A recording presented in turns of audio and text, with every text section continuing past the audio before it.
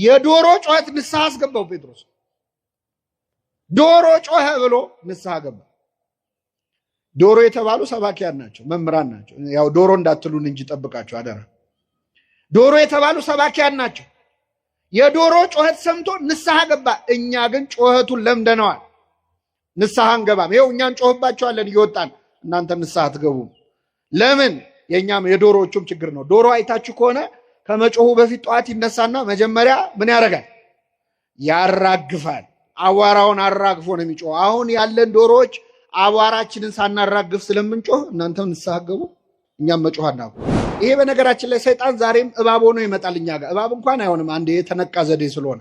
በተለያየ ሰው ግን ይመጣል። ጓደኛ ሆኖ ይመጣል፣ ዘመድ ሆኖ ይመጣል፣ የቅርብ ወዳጅ ሆኖ ይመጣል። ብዙ ወጣቶች ህይወታቸው የሚበላሸው እንደዚህ አይደል እንዴ? ይሄን ብትቀምሰው አትሞትም እየተባሉ አይደል እንዴ መጠጥ የጀመሩት፣ አደንዛዥ ዕፅ የጀመሩት። እስከዛሬ ቀምሰው አታውቅም፣ ቀምሰሽው አታውቂም፣ ሄደሽ አታውቂም፣ እንዲህ አይነት ቦታ ይሄን አይተኸው አታውቅም። ኧረ አትሞትም እኮ ምንድን ነው የሚያስፈራ? አንዴ ሞክረው ግድ የለህም አይዞህ። ሰይጣን እባብ መሆን ትቶ ጓደኛ መሆን ጀመረ። ብዙ ጊዜ ንስሐ አባቶቻችን ፊት ቀርበን ኃጢአቱን ትተን ኃጢአቱ ያመጣውን ችግር የምናወራ ሰዎች አሉ። አባ ይሄ መጠጥ እኮ ጤና አሳጣኝ ይላል። ምን አመጣው? ሰካራም ነኝ ነው የሚባለው አይደል? መጀመሪያ ቀጥታ ኃጢአቱን ዘሎ ኃጢአቱ ያመጣውን ችግር ተናገረ። እግዚአብሔር ደግሞ ጠየቀው፣ ራቁትህን መሆንህን ማን ነገረ? አትብላ ካልኩ ዛፍ በላህን አለው። ይገርም። ቅድመ ይፍጥሮ ለአዳም ያምር ግብሮ ይላል። አዳምን እኮ ያውቃል ሳይፈጥረው እንደሚበድል። መረጃ አይደለም እግዚአብሔር እየጠየቀ ያለው። እመን ኃጢአትህን አፍ አውጥተህ በድያለሁ በለኝ የሚል። አሁን እግዚአብሔር ቸርነቱ ነው እንጂ ኃጢአታችንን ቢገልጠው ማን ከቤቱ ይወጣል? ኃጢአት ቢሸት ኖሮ እስቲ ምመናም ቢሸት ከቤቱ የሚወጣ ሰው ወይ? ግንባራችን ላይ ቢጻፍ አንድ ሰው ከቤቱ አይወጣም። ደብቆ ሸሽጎ እግዚአብሔር በቸርነቱ ነው ያቆመ። ኃጢአትን ብትጠባበቅ አቤቱ ማን ይቆማል እንዳለ። ኃጢአታችን ካሸማቀቀን ግን ማድረግ ያለብን ተስፋ መቁረጥ አይደለም። ማድረግ ያለብን ማዘን አይደለም፣ ራስን መጥላት አይደለም። ያንን ኃጢአት ተበቀሉት። በምን? በንስሐ። ኃጢአታችንን ብንናዘዝ ሊያነጻን የታመነ ነው ነው የሚል። የነነዌ ሰዎች ሳይሰበኩ ንስሐ ከገቡ እናንተ እንዲየተነገራችሁ ለምን አትወስኑ?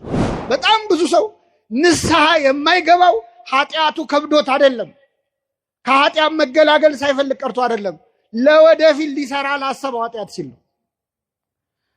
ያልሰራ ነው ኃጢአት አለ ገና። አሁን ብዙ ሰው ቁረቡ ሲባል የሚፈራው ከዚህ በኋላ ሊሰራ ያቀዳቸው ኃጢአቶች ስላሉ። ንስሐ አባቶቻችሁ ጋር ቀርባችሁ ምን ይሉኝ ይሆን አባ፣ እንደው ይታዘቡኝ ይሆን ምናምን፣ እንደው ለሌላ ሰው ይናገሩ። ሲጀመር ካህን አዲስ ኃጢአት አንሰራ። እኛ ብዙ ክሬቲቭም አይደለን በነገራችን፣ የሁሉም ኃጢአት አንድ አይደለም። ሁለተኛ መተህ የምትናገረው ለካህኑ አይደለም፣ ለማን ነው? ለእግዚአብሔር። ምን ቸገረ? ተናገረው፣ ተበቀለው ሰይጣንን። አንተ ላይ የሰራውን ያቆሰለህን ቁስል ገልጣ አሳየው ለካህኑ። እንዲህ አድርጎኛል ብለህ እግዚአብሔር ፊት አሳየው። ሕፃን ሆነን ትዝ ይላችኋል፣ ስንመታ ወላጆቻችን ጋር መተን የተመታንበትን ቦታ እዚህ ጋር ተመታው ብለን እንደምናሳየው ንስሐ ስትገቡ ሰይጣን የመታችሁን ለአባታችሁ ለእግዚአብሔር እያሳያችሁ። እዚህ ጋር ነው የቆሰልኩት፣ እዚህ ጋር ነው የታመምኩት። ሰይጣን ያፍራል። ስንት ዓመት አንተ ላይ የገነባውን የኃጢአት ግንብ ስትናዘዝ ይፈርስበታል። አንተም ሰላም ታገኛለህ። ናዘዘ አረጋጋ። በስመ አብ ወወልድ ወመንፈስ ቅዱስ አሐዱ አምላክ። እናማትብ በስመ አብ ወወልድ ወመንፈስ ቅዱስ አሐዱ አምላክ። በስመ አብ ወወልድ ወመንፈስ ቅዱስ አሐዱ አምላክ አሜን። ክቡር አባታችን የዚህ ታላቅ ደብር አስተዳዳሪ፣ ክቡራን አበው ሊቃውንተ ቤተ ክርስቲያን፣ መምህራን፣ አባቶች፣ እናቶች፣ ወንድሞች፣ እህቶች እንዲሁም ሕፃናት በልዑል እግዚአብሔር ሰላምታ እንደምናመሻችሁ እንደምናመሻችሁ። አሜን። ምሕረት ቸርነቱን አብዝቶ እስከዚህች ሰዓት ያደረሰን በዕድሜያችን ላይ የዛሬዋን ዕለት ይህችን ሰዓት የጨመረልን ስሙን እየጠራን እንድናመሰግነው ቅዱስ ቃሉን እንድንሰማ በቤቱ የሰበሰበን የአባቶቻችን አምላክ ልዑለ ባሕሪ እግዚአብሔር ስሙ የተመሰገነ ይሁን። እንደ እግዚአብሔር ቅዱስ ፈቃድ በሚኖረን የትምህርት ጊዜ በማቴዎስ ወንጌል ምዕራፍ 12 ከቁጥር 41 ላይ በሚገኝ ኃይለ ቃል ተነስተን የእግዚአብሔርን ቃል እንማራለን። በዮናስ ስብከት ንስሐ ገብተዋልና በሚል ርዕስ ይሆናል። ሙሉ ቃሉን አነባዋለሁ። የነነዌ ሰዎች በፍርድ ቀን ከዚህ ትውልድ ጋር ተነስተው ይፈርዱበታል። በዮናስ ስብከት ንስሐ ገብተዋልና እነሆም ከዮናስ የሚበልጥ ከዚህ አለ ይላል። ስለ ቃሉ የአምላካችን ስም የተመሰገነ ይሁን። በዮናስ ስብከት በሉ እስኪ ንስሐ ገብተዋል። በዚህ ቃል ተነስተን ስለ ንስሐ ጠቅለል አድርገን ይህንን 3 ቀን የጾምንበትን ጾመ ነነዌንና ከፊታችን የሚመጣውን ታላቁን ጾም መካከል ሆነን ስለሆነ ያለነው ቀሪዎቹን ጾም እስኪገባ ያሉትን ቀናት ንስሐ የምንገባበት ወደ እግዚአብሔር እንድንመለስ እድል የሚሰጥበት ጊዜ ስለሆነ ያንን ለመጠቀም እግዚአብሔር ቢፈቅድ ለንስሐ የሚያዘጋጀንን ትምህርት እንማራለን። እግዚአብሔር አምላካችን ለአባቶቻችን ለነቢያት፣ ለአባቶቻችን ለሐዋርያት፣ ለአባቶቻችን ለሐዋርያውያን አበው ለሊቃውንት በጉባኤያቸው ተገኝቶ ምስጢሩን ጥበቡን ገልጦ እንዳስተማረ እኛንም በቸርነቱ እንዲያስተምረን፣ እንዲመክረን፣ እንዲገስጸን የእርሱ ቅዱስ ፈቃድ ይሁንልን። እንግዲህ እንደምታውቁት ላለፉት 3 ቀናት እስከ ዛሬ ድረስ ቤተ ክርስቲያናችን የነነዌ ሰዎች የጾሙትንና በመጾማቸው ምክንያትም ምሕረት ያገኙበትን ጾም ምክንያት አድርጋ ቤተ ክርስቲያናችን ለ3 ቀን ስታጾመን ቆይታለች። ሙሉ ታሪኩ የሚገኘው ሰሞኑን ስትማሩት እንደሰነበታችሁት በትንቢተ ዮናስ በተባለው መጽሐፍ ላይ ነው። እግዚአብሔር ነነዌ ወደምትባል ሀገር ሄደህ ነነዌ በ3 ቀን ትገለበጣለች ብለህ ተናገር ብሎ እግዚአብሔር ነቢዩን ዮናስን አዘዘው። ዮናስ ምንም እንኳን ወደ አሕዛብ ሀገር ሄዶ ለመስበክ ፈቃደኛ ባይሆንም እግዚአብሔር ባወቀ መንገድ ግን በባህር ላይ ማዕበል አስነስቶ ዮናስ ከመርከብ ወደ አሳ አንበሪ ሆድ ውስጥ እንዲገባ አድርጎ ዮናስ ወደደም ጠላም ሄዶ ለነነዌ እንዲሰብክ አድርጎታል። ይህንን ስብከት ሰምተው የነነዌ ሰዎች ንስሐ ገብተዋል። ይህንን ንስሐ የመሰከረላቸው ሌላ ሰው አይደለም፣ መድኃኒታችን ኢየሱስ ክርስቶስ ራሱ ባንደበቱ በዮናስ ስብከት ንስሐ ገብተዋል ይላል። እስኪ በሉ በዮናስ ስብከት ምን ብለዋል? የነነዌ ሰዎች ንስሐ ስለመግባታቸው የመሰከረላቸው ራሱ እግዚአብሔር፣ ምሕረት ያደረገላቸው፣ ይቅርታ ያደረገላቸው እግዚአብሔር በዮናስ ስብከት ንስሐ ገብተዋል ይላል። እኔ በእውነት በዚህ ርዕስ ተነስተን ንስሐ ምንድን ነው፣ ለምን እንገባለን፣ እንዴት እንገባለን የሚለውን አስፍተን አምልተን እንማራለን። ግን ይህንን ርዕስ ብቻ አንዴ አስተውላችሁ ተመልከቱት። በዮናስ ስብከት ንስሐ ገብተዋል ነው ያለው ክርስቶስ። በማን ስብከት? ምን አይነት ስብከት ነው ዮናስ ያስተማረው? ምን አይነት ትምህርት ነው ያስተማረው? ሄዳችሁ መጽሐፍ ቅዱሱን ስታነቡ ዮናስ ያስተማረው አንድም ስብከት እንደሌለ ታገኛላችሁ። ዮናስ አንደኛ ወደ ነነዌ ሄዶ ለማስተማር ፈቃደኛ አልነበረም። ፈቃደኛ ያልነበረው በሁለት ምክንያት ነው።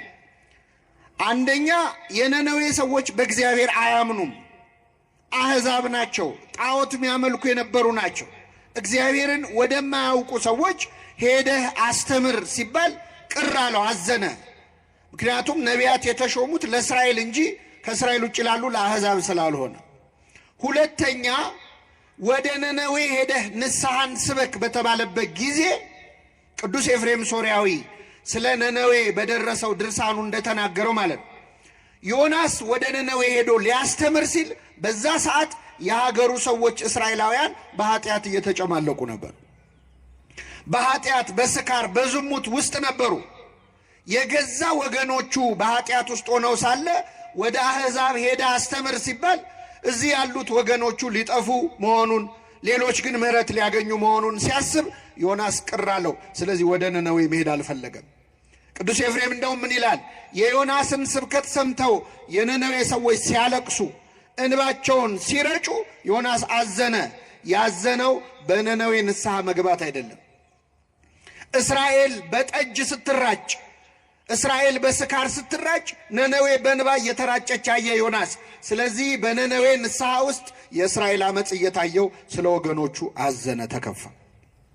ስለዚህ መስበክ አልፈለገም። ምዕመና ወደ ነነዌ ሄዶ አንድ አረፍተ ነገር ነው ያለው።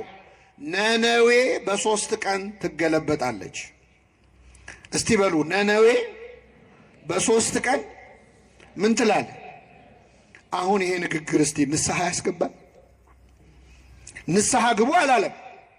ኃጢአት ሰርታችኋል እንዲህ አድርጋችኋል አላለም። ሲጀመር እነዚህ ሰዎች እግዚአብሔርን አያውቁም። እግዚአብሔር የሚባል አምላክ አለ። ባህሩንና የብሱን ሰማይንና ምድርን የፈጠረ እግዚአብሔር የሚባል አምላክ አለ ብሎም አላስተማረም። እንዲህ ያለ ኃጢአት ሰርታችኋልና ንስሐ ግቡም አላለም። ስብከት እኛ የምናውቀው ስብከት ምንድን ነው? በክብር በግርማ አትሮንስ ተዘርግቶ መጽሐፍ ተገልጦ መምህር ገሌ ዲያቆን ገሌ አባ ገሌ ያስተምሩናል ተብሎ ወጥተው በክብር ሰላምታ ሰጥተው ርዕስ ነግረውን መጽሐፍ ቅዱስ ገልጠው ጠቅሰው እንዲህ ነው እንዲያ ነው ብለው ከዛ እንደዚህ አድርጉ እንዲያታድርጉ ብለው መፍትሄ ሰጥተውን ይወርዳሉ።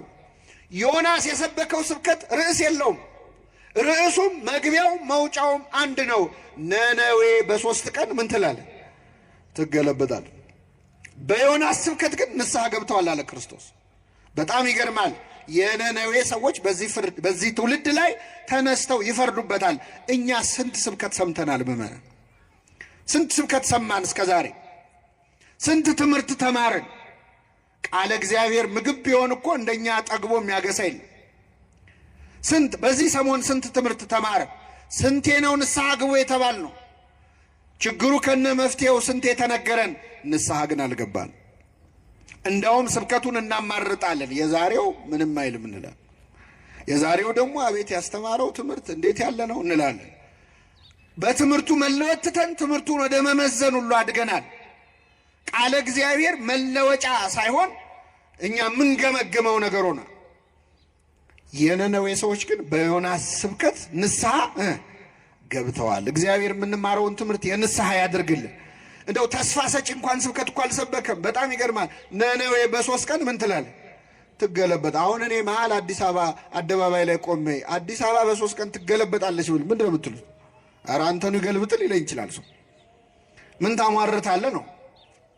ተስፋ እንኳን አልሰጣቸውም። ብትመለሱ ይቅርታ ታገኛላችሁ አላለም። የነነዌ ሰዎች ግን ስብከቱን አይደለም ያዩት፣ ራሳቸውን የቃሉን ማማር፣ አሰካኩን፣ አነጋገሩን፣ የሰባኪውን ማንነት አይደለም። ሊሰብካቸው የመጣው እኮ ተተፍቶ ነው እኮ በአሳ አንበሪ ተተፍቶ ነው የመጣው። መስበክ አልፈለገም፣ ማስተማር አልፈለገም። የግዱን ነው። የአንድ ቀን መንገድ ገብቶ ይላል ነነዌ በ3 ቀን ትገለበጣለች ነው የሚለው አይደለ? በስንት ቀን? ስለዚህ አንድ ቀን ገባ። ቶሎ ሰብኮ ሊወጣ ማን ስትገለበጥ አብሮ እንዳይገለበጥ ብዙም ፍላጎት የለውም። ገባ ብሎ እንደው አንዴ ጮኸ፣ ነነዌ በ3 ቀን ትገለበጣለች አለ። ከንጉሱ ጀምሮ እስከ ታች እስካል እንስሳቱ ሳይቀር ጾሙ፣ ጸለዩ። እኛ ጆሮአችንን የደፈነው ለንስሐ ምንድን ነው? እንደዚህ አይነት ህዝብ አለ ለካ። በአንድ ስብከት ሊያውም ርዕስ በሌለው ቅርጽ በሌለው ትምህርት ጣዕም በሌለው ስብከት ንስሐ ይገባል፣ ንስሐ ይገባል። ጴጥሮስ ንስሐ የገባው ምርር ብሎ ያለቀሰው የምን ጩኸት ሰምቶ ነበር? ምን ሳይጮህ 3 ጊዜ ትክደኛለህ ተባለ። ምን ሲጮህ ሰምቶ ነው? የዶሮ ጩኸት ንስሐ አስገባው ጴጥሮስ። ዶሮ ጮኸ ብሎ ንስሐ ገባ። ዶሮ የተባሉ ሰባኪያን ናቸው፣ መምህራን ናቸው። ያው ዶሮ እንዳትሉን እንጂ ጠብቃችሁ አደራ። ዶሮ የተባሉ ሰባኪያን ናቸው። የዶሮ ጩኸት ሰምቶ ንስሐ ገባ። እኛ ግን ጩኸቱን ለምደነዋል፣ ንስሐ አንገባም። ይኸው እኛን ጮህባቸዋለን እየወጣን፣ እናንተ ንስሐ አትገቡም። ለምን? የኛም የዶሮዎቹም ችግር ነው። ዶሮ አይታችሁ ከሆነ ከመጮሁ በፊት ጠዋት ይነሳና መጀመሪያ ምን ያደርጋል? ያራግፋል። አቧራውን አራግፎ ነው የሚጮህ። አሁን ያለን ዶሮዎች አቧራችንን ሳናራግፍ ስለምንጮህ እናንተም ንስሐ ገቡ፣ እኛም መጮህ አናቆም። ስለዚህ የነነዌ ሰዎች በአንድ ስብከት በአንድ አረፍተ ነገር ንስሐ የገቡበት ነው። ቤተክርስቲያን ስለ ንስሐ ሳታስተምር ውላ አድራ አታውቅም። ምእመናን መንግሥተ ሰማያት ቀርባለችና ምን አድርጉ? ንስሐ ግቡ ሳይባል ይውላል? አይውል። ወንጌል ሲነበብ መንግሥተ ሰማያት ቀርባለችና ንስሐ ግቡ ይባላል። እኛ ከንፈር እንመጣለን። ተሰጦ ላይ ይበል ሕዝብ ተብሎ ከንፈር ምጠጡ አይልም። ግን ምእመናን ይላሉ ባሉበት፣ ንስሐ ግን አንገባም። ንስሐ የሁል ጊዜ ትምህርት ነው ምእመናን። አሁን ነነዌ የመጣበት በነገራችን ላይ አባቶቻችን እንደው በረከታቸው ይደርብን እንዴት አስተዋዮች እንደሆኑ ከዐቢይ ጾም ትንሽ ቀደም አድርገው ነነዌን የሚያመጡት የቀሩትን ቀናት ቅበላ ብለህ ስትበላ እንድትከርም አይደለም፣ ንስሐ እንድትገባበት ንስሐ እንድትገባ ነው። ለዐቢይ ጾም ተዘጋጅተህ የቀረውን 10 ቀናት እኔ በእውነት ዛሬ በምንማረው ትምህርት አንድ ሰው ንስሐ ቢገባ ለእኔ ለነፍሴ ይቅርታ ነው የማገኝበት። ሌላው ምንም ችግር የለ። አንድ ሰው ንስሐ ቢገባ ጽድቁ ቀርቶብን የነነዌ ሰው ሁሉ የአዲስ አበባ ሰው ቀርቶ እዚህ ግቢ ውስጥ ያለው ምእመን ንስሐ ከገባ ትልቅ ውጤት ነው። ንስሐ የሁል ጊዜ ትምህርት ነው። ጸጸት ማለት ነው በግዕዙ። በአማርኛው ጸጸት ብለው በግዕዙ ንስሐ ነሳ ወእግዚአብሔር እኒ ነሳህም ዘነበበ። አሁን እዚህ ላይ እግዚአብሔርም በነነዌ ላይ ሊያደርገው ከነበረው ጥፋት የተነሳ ተጸጸተ የሚለውን ነስሐ ይላል በግዕዙ። ንስሐ ማለት ጸጸት ማለት ነው። ምን አድርገን ነው የምንጸጸተው? አምላኬን እግዚአብሔርን በድየዋለሁ ብለን ስንጸጸት፣ ፈጣሪን አሳዝኘዋለሁ፣ ኃጢአት ሰርቻለሁ፣ አድርግ ያለኝን አላደረኩም፣ አታድርግ ያለኝን አድርግ ያለው ስንል ያ እውነተኛ ንስሐ ይባላል። ይህ ንስሐ ለሁላችን ያድለን። ሰውን ወደ መዳን የሚያደርሰው ሐዘን የተባለው ቅዱስ ጳውሎስ ያለው ሰውን ወደ መዳን የሚያደርሰው ሐዘን ንስሐ ይባላል። ይህንን እግዚአብሔር ይፈልገዋል። በድያለሁ ስንል እንግዲህ ከኛ መሃል ኃጢአት የሌለበት ሰው የለም። በቀን ውስጥ ኃጢአት ሳንሰራ አንውልም። በግብር የምንሰራው ኃጢአት አለ። እንሰርቃለን፣ እናመነዝራለን፣ ብዙ ወንጀሎች እንሰራለን፣ ሰነድ እንሰርዛለን፣ እንደልዛለን፣ ጉቦ እንሰጣለን፣ ጉቦ እንቀበላለን። እነዚህ በግብር የምንፈጽማቸው ኃጢአቶች ናቸው፣ ብዙ አይነት። ሰው ይህን ባይሰራ ደግሞ በቀን ውስጥ ይህን መስራት ባይችል ቢያንስ በአንደበቱ ግን ብዙ ክፉ ነገር ይናገራል። አንደበታችን ይሳደባል፣ እንሳደባለን። አቤት አሁንማ ስድብ ማዕረግ የሆነበት ጊዜ እኮ ነው። ጥሩ ተሳዳቢ ነው የሚከበረው እንደው። ስለዚህ እንሳደባለን፣ እንዋሻለን፣ እናማለን። ሐሜት አያድርግብኝ እንጂ ብለን እናማለን። አንዳንድ ሰው እጁን ታጥቦ የሚሰራው ኃጢአት አለ። እኔ ለማማት ብዬ አይደለም ብሎ ያማል። ይህም ኃጢአት ነው። በአንደበታችን ብዙ ኃጢአት በቀን ውስጥ እንሰራለን። ከቃል ብዛት ኃጢአት ሳይኖር አይቀርም ይላል መጽሐፍ። ብዙ በተናገርን ቁጥር ብዙ ኃጢአት እንሰራለን። ለዚህ ነው ሰው ለመናገር የዘገየ ዝም ለማለት ግን የፈጠነ ይሁን የተባለ፣ ለመስማት የፈጠነ ይሁን። ስለዚህ ብዙ በአንደበታችን ኃጢአት እንሰራለን። ሶስተኛው በሐሳባችን ነው። በግብር ባንሰራ፣ በአንደበታችን ባንሰራ፣ በሐሳባችን በቀን ውስጥ ብዙ ኃጢአት እንሰራለን። እንደውም ለመናገር የምናፍረውን ለመፈጸም የማንደፍረውን በአንደበታችን ግን በሐሳባችን ግን የምናወጣው የምናወርደው ብዙ አይነት ኃጢአት አለ። ይህንን ኃጢአት በድያለሁ፣ አስቀይሜዋለሁ እግዚአብሔርን ብለን ስንጸጸት እውነተኛ ንስሐ ይባላል። ይህ ንስሐ እግዚአብሔር ለሁላችን ያድለን። ከተጸጸትን በኋላ ደግሞ ኃጢአታችንን እንድንናዘዝ ይፈልጋል። ንስሐ መጸጸት ነው። ግን ጸጸት በምንድን ነው የሚገለጸው? እግዚአብሔር ኃጢአታችንን እንድንናገር ይፈልጋል። እስቲ የመጀመሪያዎቹን በደለኞች ላስታውሳችሁ። የፈረደባቸው አዳምና ሔዋን። ያው የእነሱ ስለተጻፈ ነው እንጂ እኛ ከእነሱ የተሻለ ኃጢአት በብዛትም በጥራትም ሰርተናል። ግን ያው መጽሐፍ ቅዱስ ላይ ያለው የእነሱ ነው። አዳምና ምንድን ነው የሰሩት? አትብሉ የተባሉትን ዕፀ በለስ ምን አደረጉ? በሉ። ሔዋንን እባብ መጥቶ ዕፀ በለስን መከልከላቸውን ስትነግረው እግዚአብሔር አትብሉ አለን ስትለው አየለም እንደሱ እኮ አምላክ እንዳትሆኑ ነው፣ ሞትን አትሞቱም አላት። ግድ የለሽም ብሎ መከራት ዲያብሎስ። ይሄ በነገራችን ላይ ሰይጣን ዛሬም እባብ ሆኖ ይመጣል እኛ ጋር። እባብ እንኳን አይሆንም፣ አንድ የተነቃ ዘዴ ስለሆነ። በተለያየ ሰው ግን ይመጣል። ጓደኛ ሆኖ ይመጣል፣ ዘመድ ሆኖ ይመጣል፣ የቅርብ ወዳጅ ሆኖ ይመጣል። ብዙ ወጣቶች ህይወታቸው የሚበላሸው እንደዚህ አይደል እንዴ? ይህን ብትቀምሰው አትሞቱም እየተባሉ አይደል እንዴ መጠጥ የጀመሩት? አደንዛዥ ዕፅ የጀመሩት እስከ ዛሬ ቀምሰው አታውቅም፣ ቀምሰሽው አታውቂም፣ ሄደሽ አታውቂም። እንዲህ አይነት ቦታ ይሄን አይተኸው አታውቅም። ኧረ አትሞትም እኮ ምንድን ነው የሚያስፈራ? አንዴ ሞክረው ግድ የለም አይዞህ።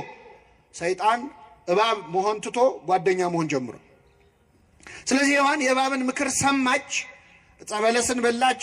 እንኳን አምላክ ልትሆን ሰው መሆንም አልቻለች። ከዛ በኋላ ክብራቸው ጸጋቸው ምን አለ? ተገፈፈ። እርቃናቸውን ቀሩ። ኃጢአት ማለት እርቃን መሆን ነው። ምእመናን ራቁት መሆን ነው። ከጸጋ እግዚአብሔር መራቆት ነው። ኃጢአት ማለት ቀጥታ ትርጉሙ ማጣት ነው። ራሱ እግዚአብሔርን ማጣት። ተጎሳቆሉ። ይህን ጊዜ አዳም በገነት ዛፎች ውስጥ ተሸሸገ ይላል። ኃጢአት እኮ መሸማቀቅ ነው፣ ማፈር ነው። ኃጢአት ቀና ብለህ እንዳትሄድ የሚያደርግ ነው፣ የሚያሸማቅቅ ነው። ስለዚህ በገነት ዛፎች መካከል ተሸሸገ። ቅጠል አምጥቶ ፊቱ እርቃኑን ለማልበስ ሞከረ። ኃጢአታችንን ለመደበቅ የምናደርገው ጥረት ማለት ነው። ይህን ጊዜ እግዚአብሔር በገነት መሃል አዳምን ሊፈልገው ወጣ ይላል። አዳም አዳም ሆይ ወዴት ነህ አለው ይላል። አዳም አዳም ሆይ ወዴት ነህ? ስማችሁን ቀይራችሁ ይህን ጥሪ ለራሳችሁ አዳምጡት። አንድ ጊዜ መጽሐፍ ቅዱስ ላይ ስማችን ተቀይሮ ነው እንጂ ሁላችንም ስማችን አለ፣ ታሪካችን አለ። እገሌ እገሌ ሆይ ወዴት ነህ የሚለው አዳምን አይደለም። መጽሐፍ ቅዱስ ላይ የተጻፈው አዳም ከሞተ ከስንት ዓመት በኋላ ነው ሙሴ ኦሪት ዘፍጥረትን የጻፈው። ለአዳም አይደለም ለእኛ ነው። የት ነው ያለው ይላል እያንዳንዳችንን እግዚአብሔር ማለት። ያለንበት ጠፍቶት አይደለም፣ ምን እየሰራ ነው? ወድቀሃል፣ ተነስተሃል፣ ጽድቅ እየሰራ ነው፣ ምንድን ነው እያለን። አዳም አዳም ሆይ ወዴት ነህ አለው። እግዚአብሔር አዳም ያለበትን ቦታ ያውቃል አያውቅም? ያውቃል። ይህን ጊዜ አዳም ራቁቴን ስለሆንኩኝ ፈራው ተሸሸኩም አለ። ከኔ ጋር ናችሁ ምእመናን? እግዚአብሔር ከሁላችን ጋር ይሁን። ራቁቴን ስለሆንኩኝ ምን አልሁ? ፈራው ተሸሸኩም አለ። አሁን አዳም ኃጢአቱን ተናገረ አልተናገረም? መልሱልኝ። አልተናገረም። የአዳም ኃጢአት ራቁቱን መሆን ነው እንዴ? ምን ማድረግ ነው? ዕፀ በለስን መብላት ነው። ኃጢአቱን ትቶ ኃጢአቱ ያመጣውን ችግር ነው ያወራው። ራቁቴን ስለሆንኩኝ ፈራው አለ። ራቁቱን መሆኑን አይደለም መናገር ያለበት፣ ዕፀ በለስን በላው ነው ማለት ያለበት። ብዙ ጊዜ ንስሐ አባቶቻችን ፊት ቀርበን ኃጢአቱን ትተን ኃጢአቱ ያመጣውን ችግር የምናወራ ሰዎች አለ። አባ ይሄ መጠጥ እኮ ጤና አሳጣኝ ይላል። ምን አመጣው? ሰካራም ነኝ ነው የሚባለው አይደለ? መጀመሪያ ቀጥታ ኃጢአቱን ዘሎ ኃጢአቱ ያመጣውን ችግር ተናገረ። እግዚአብሔር ደግሞ ጠየቀው፣ ራቁትህን መሆንህን ማን ነገረህ? አትብላ ካልኩ ዛፍ በላህን አለው። ይገርምም ቅድመ ይፍጥሮ ለአዳም ያምር ግብሩ ይላል። አዳምን እኮ ያውቃል ሳይፈጥረው እንደሚበድል። መረጃ አይደለም እግዚአብሔር እየጠየቀ ያለው፣ እመን ኃጢአትህን አፍ አውጥተህ በድያለሁ በለኝ ነው የሚል። ይህን ጊዜ አዳም ምን አለ? ረዳት ትሁንህ ብለህ የሰጠኸኝ ሴት ከዛፉ ሰጠችኝና በላሁ አለ። አሁን ተናገረ አልተናገረ? ተናገረ። ከዛፉ ሰጠችኝና ምን አለ? በላሁ ነው ኃጢአቱ። ከዛ በፊት ያለው ንስሐ ሳይሆን ክስ ነው። ማንን የከሰሰው? መልሱልኝ። ሔዋን። አንደኛ ተከሳሽ ሔዋን ነች። ሁለተኛ ተከሳሽ ክብር ይግባውና እግዚአብሔር። ረዳት ትሁንህ ብለህ ምን ያልከኝ አንተ፣ እሷን ባሰጠኝ እሷን ማሰጠኝም እኔ ምን አልልም አልበላም። ስለዚህ ሁለተኛ ተከሳሽ እግዚአብሔር። አንዳንዴ ኃጢአት እንሰራና ወይ ሰው እንከሳል። ጓደኛ የገፋፍቶኝ እገሌ ገፋፍቶኝ እንዲናርግ ብላኝ፣ ይሄ በሰው ስናመካኝ። ሁለተኛ እግዚአብሔር ላይ እናመካኛለን። ደስ ብሎን የሰራነውን ኃጢአት ምን ነው ተውከኝ እንዲህ ሲሆን ደስ ብሎ እኮ ነው ያረከው አንተ። በነፃ ፈቃድ የሰራውን ኃጢአት እግዚአብሔር ላይ መልሶ መስጠት ማለት። ስለዚህ ረዳቱን ብለህ የሰጠኝ ሴት ከዛፉ ሰጠችኝ። በጣም ይገርማል። የሰጠኝ ሴት በሉ እስኪ። አይሰማም። የሚገርም እኮ ነው። ሔዋንን ያገባት ሰሞን አዳም ምን ሲል ነበር? የሰጠኝ ሴት አይደለም አጥንትሽ ስጋሽ። ይኸውላችሁ ትዳር ሲጀመር አጥንቴ ስጋዬ አካሌ ይላሉ ባሎች። ከዛ ትንሽ ሲቆዩ እቺ ሴት ይላል፣ የሰጠኝ ሴት ይላሉ። ሲቀዘቅዝ ማለት ነው ፍቅር። መጀመሪያ ግን አካሌ ነው አጥንቴ ነኝ። አጥንቴ ሰጠችኝና በላሁ አላለም። አካሌ ሰጠችኝና በላሁ አላለም። የሰጠኸኝ ሴት አለ። ለእግዚአብሔር መልሶ ሰጠው። እግዚአብሔር ይህንን አዳም የከሰሰውን ክስ ሲሰማ እንዴ ሔዋን ላይ ዞሮ አንቺ ምን ሆነሽ ነው የሰጠሽው? ለምን ሰጠሽው አላላት። ያደረግሽው ምንድን ነው አላት። እስኪ በሉ ያደረግሽው የአዳምን ወሬ ይዞ ሔዋን ላይ የሚጮህ አምላክ አይደለም እግዚአብሔር። ከሰው ወሬ ሰምቶ ሌላው ሰው ላይ የሚጮህ አምላክ አይደለም። የእሱን ሰማ ጥሩ አለና ወደ አዳም ዞረ፣ ወደ ሔዋን ዞረ። ያደረግሽው ምንድን ነው አለ። እያንዳንዱ ሰው የየራሱን ታሪክ እንዲተርክ እድል የሚሰጥ አምላክ። እሺ አንቺ ደግሞ ተናገር፣ ያደረግሽው ምንድን ነው አለ። እሷ ደግሞ እባብ አሳተኝና በላዋለች። እኛ ሰይጣን አሳሳተኝ እንደምንለው ማለት ነው። ያም ሆነ ግን እግዚአብሔርን ሁሉ ጥያቄ የሚጠይቀው ለምንድን ነው ካላችሁ፣ ኃጢአታችንን እንድንናዘዝ እንድናምን ማን ይፈልጋል? እግዚአብሔር። ቃየንም ወንድሙን አቤልን ገደለ። እግዚአብሔር ተገልጦ ምን አለ? ወንድምህ አቤል ወዴት ነው አለ። ያውቃል እኮ እንደገደለው። እግዚአብሔር መረጃ አይደለም የሚፈልገው፣ እንዲያምንለት ይፈልጋል። ወንድምህ አቤል ወዴት ነው አለ። የወንድሜ ጠባቂው እኔ ነኝ አለ። እግዚአብሔር ኃጢአታችንን የምንናዘዝበት የምናምንበትም ብርታት ለሁላችን ያድለን። ይህን ካልን ምዕመናን፣ ኦርቶዶክሳውያን ምዕመናን ኃጢአታችንን ንስሐ ለመግባት ለመጸጸት፣ መቼስ ማንም ሰው ኃጢአት ሰርቶ ደስ ሊለው አይችልም። መሸማቀቁ አይቀርም፣ ቅጠሉስ መደበቁ አይቀርም፣ ቀና ብሎ ለመሄድ ማፈሩ አይቀርም። አሁን እግዚአብሔር ቸርነቱ ነው እንጂ ኃጢአታችንን ቢገልጠው ማን ከቤቱ ይወጣል? ኃጢአት ቢሸት ኖሮ እስቲ ምዕመናን ቢሸት ከቤቱ የሚወጣ ሰዋል ወይ? ግንባራችን ላይ ቢጻፍ አንድ ሰው ከቤቱ አይወጣም። ደብቆ ሸሽጎ እግዚአብሔር በቸርነቱ ነው ያቆመ። ኃጢአትን ብትጠባበቅ አቤቱ ማን ይቆማል እንዳለ። ኃጢአታችን ካሸማቀቀን ግን ማድረግ ያለብን ተስፋ መቁረጥ አይደለም። ማድረግ ያለብን ማዘን አይደለም፣ ራስን መጥላት አይደለም። ያንን ኃጢአት ተበቀሉት። በምን? በንስሐ። ኃጢአታችንን ብንናዘዝ ሊያነጻን የታመነ ነው ነው የሚል። የነነዌ ሰዎች ሳይሰበኩ ንስሐ ከገቡ እናንተ እንደየተነገራችሁ ለምን አትወስኑ? ሄደና ኃጢአቱን ተበቀለ። የነነዌ ሕዝብ ሁሉ ወድቆ ተነስቶ ይቅር በለኝ ብሎ ኃጢአታችንን በመናዘዝ ነው የምንበቀል። እግዚአብሔር እንድንጸጸት ይፈልጋል አንደኛ፣ ሁለተኛ እንድንናዘዝ ይፈልጋል፣ እንድንናገረው ይፈልጋል። ለማን ነው የምንናገረው? አሁን ብዙ ጊዜ ኦርቶዶክሳዊት ቤተክርስቲያናችን ኃጢአታችንን እንድንናዘዝ የምታዘን ለማን ነው? አይሰማም። ለንስሐ አባቶቻችን እና አንዳንድ ሰው በቀጥታ ለእግዚአብሔር ብነግረው ኃጢአቴን ይቅር አይለኝም ወይ? ለምንድን ነው ለካህን የምንናገረው የሚሉ ሰዎች አሉ። በጣም ይገርማቸዋል። እንደው ልብ ቢኖረን ኖሮ ማለት የነበረብን እረ ለእግዚአብሔር ከሚሆን ለሰው ይደረግልን ነበር። ከሰውና ከእግዚአብሔር የሚያስፈራው ማንም ያስፈራው? ጀብዱ የሰራን ይመስል ማለት ነው። በቀጥታ በነገረው ውስጥ ምን ደህና ነገር ያረክ መሰለ። በጣም ይገርማል። እስራኤላውያን ምን አረጉ መሰላችሁ? ሙሴ 570 ጊዜ እግዚአብሔርን አናግሮ እየመጣ ያናግራቸዋል። ከዛ እስከ መቼ ባስተርጓሚ ያሉ አመፁ። ከዚህ በኋላ በአንተ በኩል እንዲያናግረን አንፈልግም፣ እግዚአብሔርን ራሱ ወርዶ ያናግረናል። ሙሴ ትሁት አይደል? እሺ ይሁን በቃ ብሎ ጸለየ ወደ እግዚአብሔር። ጌታ ሆይ እናናግረው ብለዋል አለ ነው። በጣም ጥሩ። 3 ቀን ራሳቸውን ይቀድሱ፣ ሰውነታቸውን ከኃጢአት ይከልክሉ፣ ወደ ተራራው ስር ይምጡ፣ እኔ ያናግራቸዋለሁ። እሺ አሉ። እስራኤላውያን ታጠቡ፣ ታጠኑ፣ ከኃጢአት ተከለከሉ። ማንን ሊያናግሩ? እግዚአብሔር መጣ ወደ ሲና ተራራ ላይ። እግዚአብሔር ወደ ተራራው ሲመጣ ተራራው ነደደ። ምዕመናን ነደደ። የሲና ድንጋዮች በነገራችን ላይ አሁንም ድረስ ከሰል ናቸው። የሲና ተራራ ድንጋዩ ከሰል ነው። እግዚአብሔር በእሳት በጭጋግ በደመና ወረደ እና ተራራው መንቀጥቀጥ ጀመረ። ሕዝቡ ፈሩና ወደ ሙሴ ዞረው ሙሴ ሙሴ ሆይ ከዛሬ ጀምሮ አንተ አናግረን እንጂ ማን ያናግረናል? እግዚአብሔር ያና። እኛ ግን ኃጢአት ሰርተን እኔ በቀጥታ ብነግረውስ ምን አይነት ድፍረት! ለምን መሰላችሁ እንደዚህ የምንዳፈረው? እግዚአብሔር ስለማይታይ የማያይ ይመስለናል። እስመ ዓይነ ሰብእ ያፈርሆሙ ይላል። የሰው ዓይን ይፈራሉ፣ የእግዚአብሔር ዓይን ግን ከሺህ ፀሐዮች በላይ እንደሚያበራ ያውቁ። እኛ ኃጢአት ስንሰራ እንዳያየን የምንፈራው ሰውን ነው። ግን ማን ያያል? ጨለማ ውስጥ ብትደበቅ ጨለማ በሱ ዘንድ አይጨልምም። ከሰማይ ከምድር ከብርሃን ከጨለማ መደበቅ አይቻልም። እግዚአብሔር በሁሉ ውስጥ አለ እና ኃጢአት ስንሰራ ያላሰብነውን እግዚአብሔር ንስሐ ሲሆን ነው ወይ የምንጠይቀው? ለእሱ በቀጥታ ልንገረው። በአጭሩ ግን ምዕመናን በኦርቶዶክሳዊት ቤተክርስቲያናችን ትምህርት መጽሐፍ ቅዱስን መሰረት አድርጋ ንስሐ የምንገባው የምንናዘዘው 3 ጊዜ ነው። ስንት ጊዜ? 3 ጊዜ ነው። አንደኛ ለራሳችን። አንደኛ ለራሳቸው። በዚህ በሉቃስ ወንጌል ምዕራፍ 15 ላይ ከአባቱ ቤት የጠፋው ያ ልጅ ታሪክ ተጽፏል።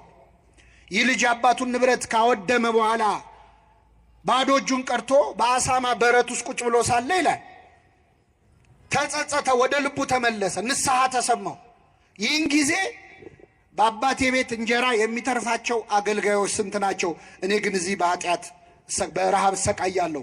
ስለዚህ አሁኑኑ ተነስቼ ወደ አባቴ እሄዳለሁ፣ እንዲህ ብዬ ነግረዋለሁ፣ አባቴ ሆይ በሰማይና በፊት በደልኩ፣ ከእንግዲህ ወዲህ ልጅህ ተብዬ ልጠራ አይገባኝም፣ ከአገልጋዮችህ አንዱ አድርገኝ እለዋለሁ አለ ይላል።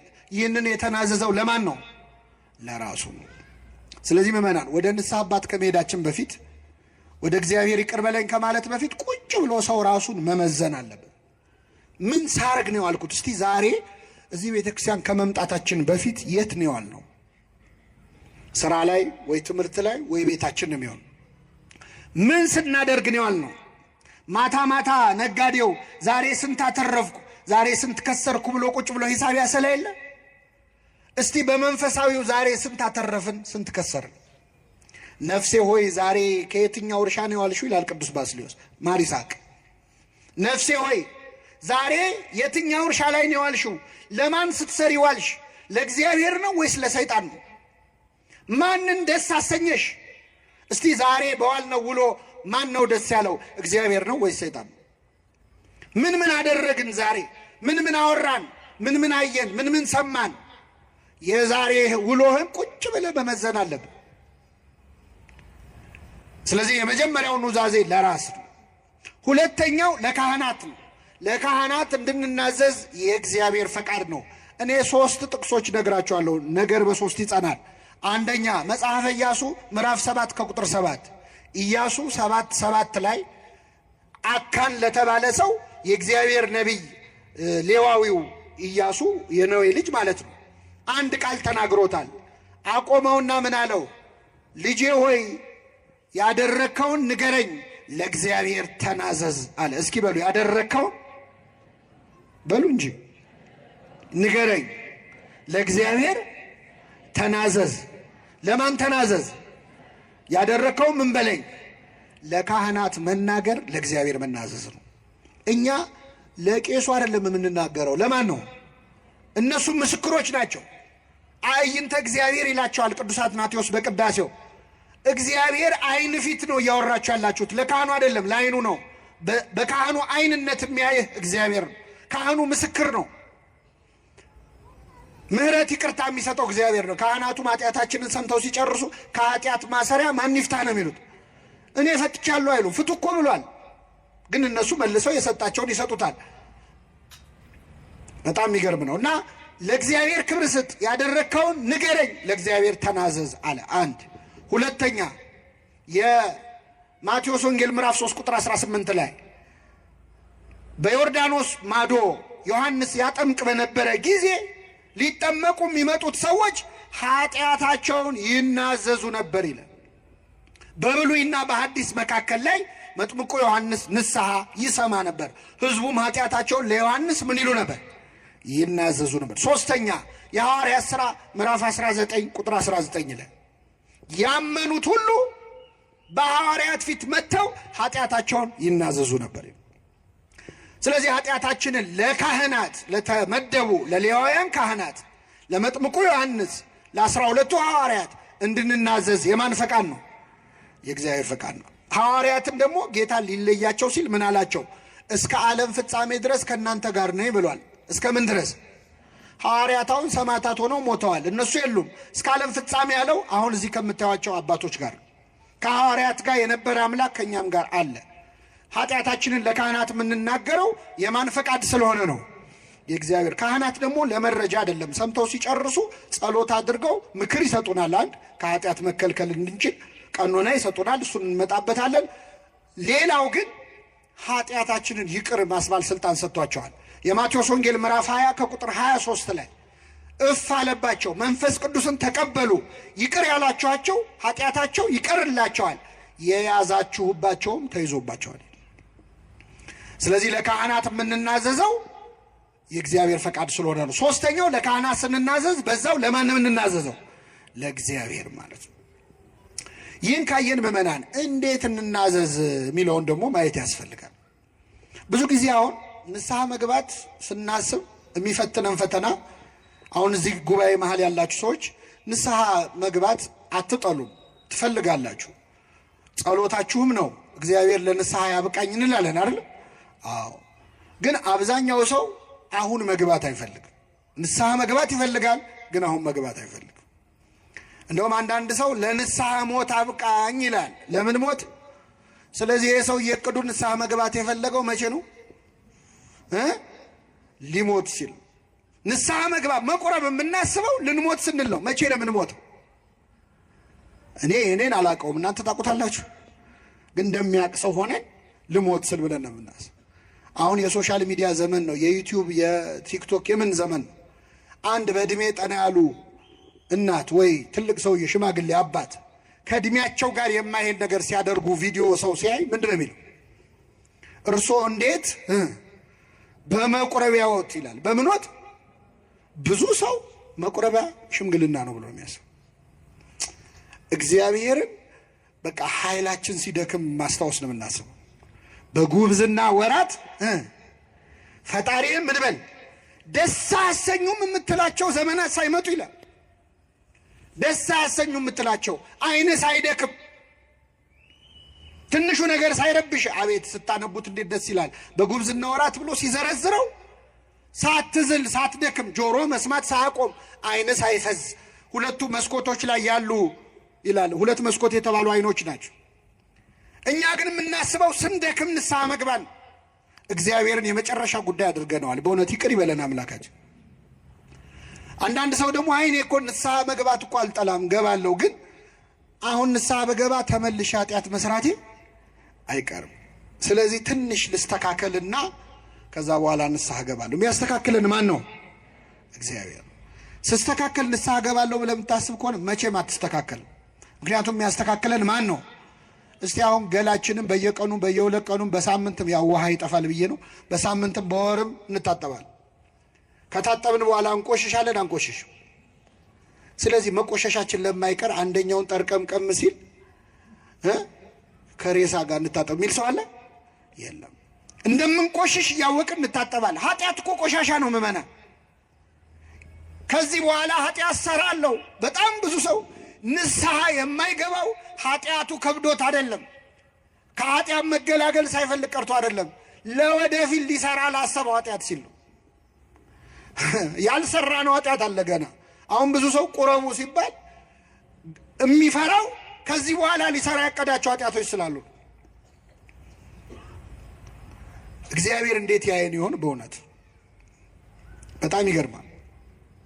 እና ጠላቴ ሆይ በወድቅ እነሳለሁ፣ ሰዓታታችን ሲጀምር እንዲህ ብሎ ነው። እመኒ ወደቁ ትነሳ፣ በወድቅ እነሳለሁ፣ ወእመኒ ሆርኩ ውስተ ጽልመት፣ በጨለማን ብመላለስ እግዚአብሔር ያበርህ ሊተ፣ እግዚአብሔር ያበራልኛል ብሎ ነው የሚጀምረው።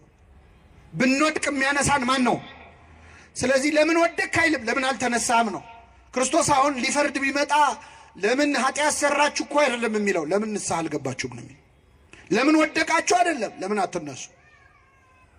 እሱ ይቅር ማለት ሳይሰለቸው እንዴት እኛ ይቅር በለም ማለት ይሰለቻል? ስለዚህ ኃጢአታችንን መናዘዝ አለብን። ኃጢአቱን የሚሰውር አይለማም ይላል። ኃጢአትን ስትደብቀው እግዚአብሔር ይገልጥብሃል፣ ስትገልጠው ይደብቅልሃል። ራስን ስትከስ ከዲያብሎስ ክስ ትድናለህ። ዲያብሎስ ይሄን ሰርቷል እኮ ሲል አዎ እንደሰራማ ለእኔ መጥቶ ነግሮኛል ይላል እግዚአብሔር። አንተ ስትደብቀው ግን ዲያብሎስ ያንን ወስዶ ቁስልህን እየነካካ ሲኦል እንድትገባ ነው የሚፈልገው፣ እንድትኮነን ነው እያስታወሰ። ስለዚህ ብዙ የሚቆጠር ኃጢአት ስላለን እግዚአብሔር ፊት እንግለጠው ኃጢአታችን። ኃጢአት ስትደብቅ እግዚአብሔር ይገልጥብሃል። መጽሐፍ ቅዱስ ላይ ኃጢአቱን የደበቀ የአንድ ሰው ታሪክ አለ። ነቢየ እግዚአብሔር ዳዊት ነው።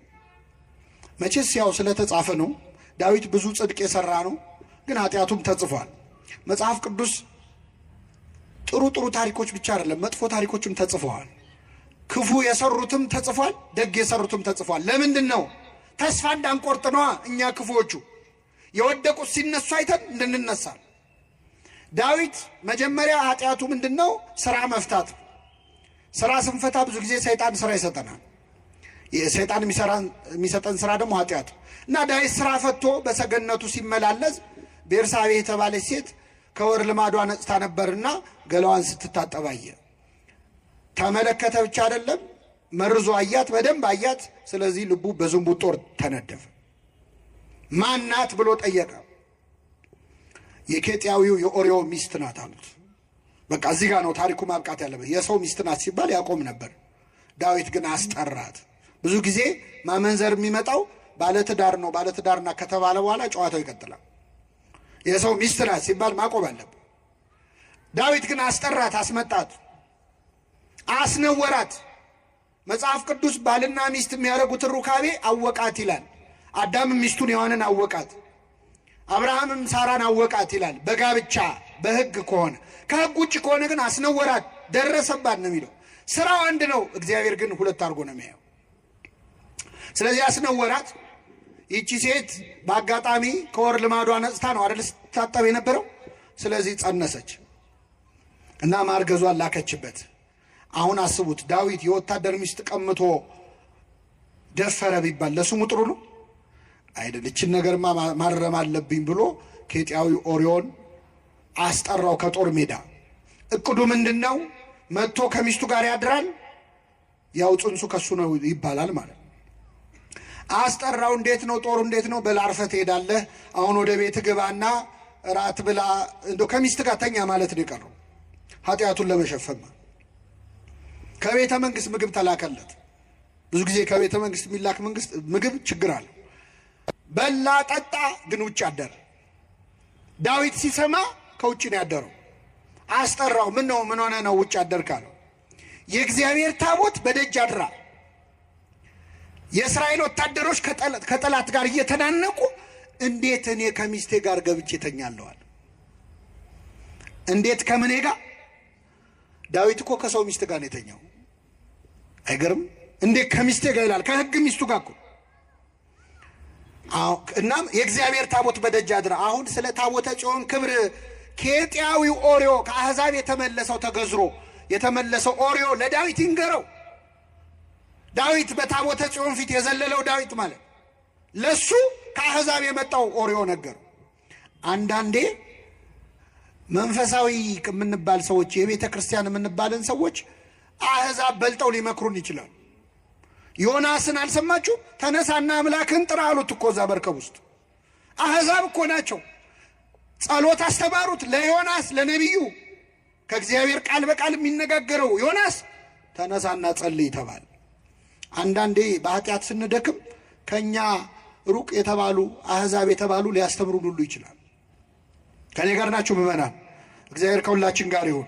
ስለዚህ እንዴት ስለ እግዚአብሔር ታቦት ክብር እግዚአብሔር ለምን ይሄን ያጻፈ ይመስላችኋል? አሁን እንደ ዳዊት ለእግዚአብሔር የቀረበ ሰው አለ? ልበ አምላክ ነው፣ ከእግዚአብሔር ጋር የሚነጋገር ነው። ግን በኃጢአት ወደቀ። ኃጢአት ያላዋረደችው ሰው የለም። ኃጢአት ያላዋረደችው የለም። ምዕመናን ማንንም እንዳታምኑ ነው። እገሌ አባት ነው፣ እገሌ መነኩሴ ነው ናቸው፣ እገሌ አጥማቂ ነው፣ እገሌ ሰባኪ ነው፣ እገሌ ዘማሪ ነው፣ እገሌ እኮ ጸሎተኛ ነው፣ እገሊት እኮ እንዲህ ናት ብላችሁ ማንንም ሰው እንዳታምኑ። የፈለገ ጸሎተኛ ቢሆኑ ከዳዊት ይበልጣል? አይበልጡም። ቢፈውሱ ሀብተ ፈውስ የተሰጠው ነው ዳዊት። አቤት መዝሙር ቢባል ከዳዊት በላይ ዘማሪ የለም፣ ሰባኪ። ማንንም እንዳታምኑ። ኃጢአት ያላዋረደችው የለም። ወግታ የጣለቻቸው ብዙዎች ናቸው። ለማንኛውም ዳዊት ድጋሚ ኦርዮን አብልቶ አጠጥቶ አሰከረው። ከሚስቱ ጋር ገብቶ እንዲተኛ ፈልጎ እሱ ግን አልተኛም። አሁንም ለሁለተኛ ጊዜ ውጭ አደረ። ምን ነው ሲለው ታቦተ ጽዮን በደጅ አድራል፣ አንተ አትሰማም ብሎ ደብዳቤ ጽፎ ላከው። ደብዳቤው ይሄ ሰው ይገደል የሚል ነው። ምስኪን ኦርዮ እንደ ባህራን የሞቱን ደብዳቤ እንደያዘው ባህራን እንደ ይስሐቅ የሚሰዋበትን ተሸክሞ እንደሄደው እንደ ክርስቶስ መስቀሉን እንደያዘው መገደያውን ደብዳቤ ይዞ ወደ ኤልያብ ወደ ጦር መሪ ወስዶ አሳየው። አየው። ሲያየው ይገደል ይላል። በጣም አዘነ። ግን የንጉሥ ቃል ነው፣ ምንም ማድረግ አይቻልም። የጠላት ጦር ግር ብሎ የሚመጣበት ቦታ ላይ ሄዱና ጥላችሁት ሽሹ አላቸው። እሺ ብለው ወታደሮች ጠላት ሲመጣ ኦርዮን ብቻውን ጥለውት ሮጡ። ወዴት ነው የምትሄዱት? ታቦተ ጽዮንን ከታችሁ እስራኤልን ከታችሁ እያለ እየለፈለፈ ተደብድቦ ሞተ። ይህ ሁሉ ሲሆን ማን ይመለከታል? ማን ይመለከታል? ነቢዩ ናታንን ላከው እግዚአብሔር። የእግዚአብሔር ነቢይ ናታን በፈረስ ላይ ሆኖ መጣ። ነቢያት በአህያ ላይ ከመጡ አገር ሰላም ነው፣ በፈረስ ላይ ከመጡ ችግር አለ። ምንድነው አለ ዳዊት። ደነገጠ። አረ ንጉሥ ሆይ በአገር ትልቅ በደል ተፈጽሟል። ምን ነው ምን ሆነ አለ። አይ አንድ ሰው አንድ በግ የነበረው ድሃ ሰው ነበረ እና የድሃ ሰው ከጎረቤቱ ደግሞ ብዙ በጎች ያሉት ባለጸጋ ሰው እና ይህ ሰው ወደ ሩቅ አገር መሄድ ሲፈልግ ይችን አንዲት በግ ለባለ ብዙ በጉ ሰውዬ አደራ ብሎ ሰጠው። ይህ ሰው እሺ ብሎ ተቀበለ። ከዛ እንግዳ መጣበት። እንግዳ ሲመጣበት ብዙ በጎቹ መሃል አንዱን ማረድ ሳስቶ ይህ ሰው አደራ ብሎ የሰጠውን በግ አረደበት። ምን ይመስላል ንጉሥ ሆይ አለው። ይህ ሰው ምናምንቴ ነው አለ። ስለ አንድ ፈንታ 4 እጥፍ ይመልሳል። ስንት እጥፍ? ንጉሥ ሆይ ያ ሰው አንተ ነህ አለው። ንጉሥ ሆይ የፈረድከው በማ ላይ ነው? በራስ ላይ ነው። ብዙ በጎች አሉት የተባልከው እግዚአብሔር ባይፈቅደውም ዳዊት ብዙ ሚስቶች ነበሩት፣ ብዙ ቁባት ነበሩት። እግዚአብሔር አንድ ሰው ለአንድ ሰው ነው ያለው። ዳዊት ግን ብዙ ሚስት ነበረው። አንተ ነህ አንዲት በግ አለው የተባለው አንተን አምኖ ጦር ሜዳ ሄደው ኦሪዮ ነው። እንግዳ መጣብህ የተባለው ጊዜያዊ ስሜት ነው፣ ፍትወት ነው። ይህንን ከበጎች ከሚስቶች ከአንዷ ጋር ማሳለፍ ስትችል የእሱን አንዲት በግ አምኖ የሰጠህን በግ አረድክበት። ስለዚህ የፈረድከው በማ ላይ ነው? በራስ ላይ ነው። ይገርማቸዋል። ዳዊት ስለ አንድ ፈንታ ስንት እጥፍ ይመልስ ነው ያለ? አይሰማም። 4 እጥፍ መለሰለት እግዚአብሔር። እሱ አንድ ኦሪዮን ነው አለ የገደለው። ዳዊት ከዚህ ሴት ከቤርሳቤ የተጸነሰው ልጁ ከተወለደ በኋላ በጠና ታሞ ዳዊት ማቅ ለብሶ ተንፈራፍሮ አልቅሶ ለምኖ፣ እግዚአብሔር ግን አልፈቀደም። ያ ልጅ ሞተ። አንድ በሉ። 2 የዳዊት ወንድ ልጅ አምኖን የሚባል ሴት ልጁን ደፈረበት። ወንድም እህቱን ደፈረ። ይሄ በቁም መግደል ነው አይደለም? አዋረዳት። ዳዊት አዘነ። ስንት? 2 3 ይህ ደፋሪውን ልጅ ሌላው የዳዊት ልጅ አቤሴሎም እንዴት እህቴን ይደፍራል ብሎ ተነስቶ ይህን ደፋሪውን አምኖንን ገደለው። ስንት ሆነ? 4 አቤሴሎም ዳዊት ላይ አምጾ በጦር ሜዳ ሞተ። ስንት ሆነ? 4 አንዳንዴ እግዚአብሔር የማይሰማ መስሎን እንዲያርግብኝ እንዲጨምርብኝ ይላል። ይሰማል። እግዚአብሔር ይሰማል። አሁን ይህን ሁሉ ታሪክ ያነሳውን ለምንድን ነው? ዳዊት ሰው እስከ ማስገደል የደረሰው ኃጢአቱን ለመሰወር ነው። እና መጥቶ ገለጠበት። እግዚአብሔር ሲገልጥበት ምን አለ? አቤቱ እንደ ቸርነትህ መጠን ማረኝ። ዳዊት ጸሎት ያውቃል። አያችሁ፣ ሲያየው ኃጢአቱ አዋጣው። እንደ ኃጢአቴ መጠን አይደለም። እንደምን መጠን? እንደ ቸርነት መጠን ማረኝ። እንደ ይቅርታ ብዛት መተላለፌን ደምስሳል። በደሌ አያዋጣኝም፣ አንተ ፊት አያቆመኝም። ልትምረኝ የሚገባኝ አይደለውም። እንደ ምሕረትህ ብዛት መተላለፌን ደምስስ፣ ከበደሌም ፈጽሞ ጠበኝ፣ ከኃጢአቴም አንጻኝ። እኔ መተላለፌን አውቃለሁና ይኸው አምኛለሁ። ኃጢአቴም ሁል ጊዜ በፊቴ ነው አለ። የሰራሁትን ኃጢአት አልረሳውም፣ ሁሌ ያስታውሰዋል። አንተን ብቻ በደልኩ አለ። ንጉሥ አድርገህ ሾመኛል፣ ከኔ በላይ አለቃ የለም። አንተን ያለው አንተን ብቻም በደልኩ። ብበድልስ አንተን መሐሪውን አይደል? ይቅር ባዩን አይደል ወይ? አንተን እኮ ነው የበደልኩት። በፊትህም ክፋትን አደረግኩ፣ በነገርህ ትጸድቅ ዘንድ በፍርድም ብፁዕ ትሆን ዘንድ ሁሉ ይበድላል ብለህ የተናገርከው እውነት ሆኖ ይገኝ ዘንድ ይኸው እኔም በድዬ ተገኘው። ሁሉም ለካ የረከሰ ነው አለ ዳዊት። ይህንን ሁሉ ኃጢአት ውስጥ የገባው ግን ኃጢአቱን ለመደበቅ ነው። ኃጢአቱ ተደበቅ አልተደበቀም። እንኳን ሊደበቅ ይኸው የብስራተ ገብርኤል ምእመናን ቁጭ ብላችሁ የዳዊትን ኃጢአት እየሰማችሁ ነው አይደል? የሰው ሚስት እንዲህ አድርጎ እኔ ገና ሌላ ደብረ ሄጄ ይናገራል። እሱ የዛ ዘመን ሰው እንዳይሰማ ነው የፈለገው አይደል? መማሪያ ያደረገው እግዚአብሔር። መማሪያ ከመሆን ይሰውረን። አይገርምም? የዘር ሐረጉ እንኳን ሲዘረዘር መች ለቀቀው? አብርሃም ይስሐቅን ወለደ፣ ይስሐቅም ያዕቆብን ወለደ ብሎ እሴይም ዳዊትም ከኦሪዮ ሚስት ሰሎሞንን ወለደ ይላል። ከማን ሚስት እስቲ በሉ? ከኦሪዮ ሚስት ማንን ወለደ? ሰሎሞንን ወለደ። እዚህ ውስጥ ዳዊትንም የኦሪዮ ሚስትንም እግዚአብሔር እንዳዘነባቸው ያሳያል። ዳዊትን ከኦሪዮ ሚስት ብሎ በኃጢአት መውለዱን ገለጠበት። የኦሪዮ ሚስት ደግሞ ምንድነው ጥፋቷ ካላችሁ ባሏን ከገደለ በኋላ እሷ ከዳዊት ጋር ሚስት ሆና ቀጥላለች አይደል? አልቀጠለችም? ከባሏ ገዳይ ጋር ኖራለች።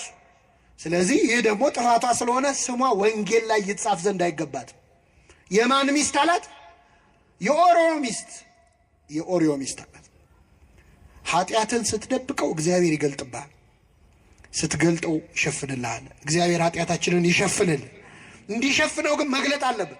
ንስሐ አባቶቻችሁ ጋር ቀርባችሁ ምን ይሉኝ ይሆን አባ እንደው ይታዘቡኝ ይሆን ምናምን እንደው ለሌላ ሰው ቢናገሩ። ሲጀመር ካህን አዲስ ኃጢአትም አንሰራም እኛ፣ ብዙ ክሬቲቭም አይደለን በነገራችን። የሁሉም ሰው ኃጢአት አንድ አይደለም። ሁለተኛ መተህ የምትናገረው ለካህኑ አይደለም። ለማን ነው? ለእግዚአብሔር። ምን ቸገረ? ተናገረው፣ ተበቀለው ሰይጣንን። አንተ ላይ የሰራውን ያቆሰለህን ቁስል ገልጣ አሳየው ለካህኑ። እንዲህ አድርጎኛል ብለህ እግዚአብሔር ፊት አሳየው። ሕፃን ሆነን ትዝ ይላችኋል ስንመታ ወላጆቻችን ጋር መተን የተመታንበትን ቦታ እዚህ ጋር ተመታው ብለን እንደምናሳየው ንስሐ ስትገቡ ሰይጣን የመታችሁን ለአባታችሁ ለእግዚአብሔር እያሳያችሁ። እዚህ ጋር ነው የቆሰልኩት፣ እዚህ ጋር ነው የታመምኩት። ሰይጣን ያፍራል። ስንት ዓመት አንተ ላይ የገነባውን የኃጢአት ግንብ ስትናዘዝ ይፈርስበታል። አንተም ሰላም ታገኛለህ። ናዘዘ አረጋጋ ነው። ኑዛዜ መረጋጋት ነው። ሰላም ታገኛለህ፣ እረፍት። ስለዚህ ኃጢአተኛ ሆነን ለምን ትዕቢተኛ እንሆናለን? ለምንድን ነው ገጽታችን የሚያሳስበን? ለምንድን ነው ጥሩ ሆኖ መታየት የሚያሳስበህ? እግዚአብሔር ፊት ብታጋልጠው ራስህን በመላእክቱ ፊት ከመዋረድ ትድናል። በፍጥረት ሁሉ ፊት ኃጢአት ከሚገለጥ በፈጣሪ ፊት ቢገለጥ ይሻላል። በሰው እጅ ከመውደቅ በማን እጅ መውደቅ ይሻላል?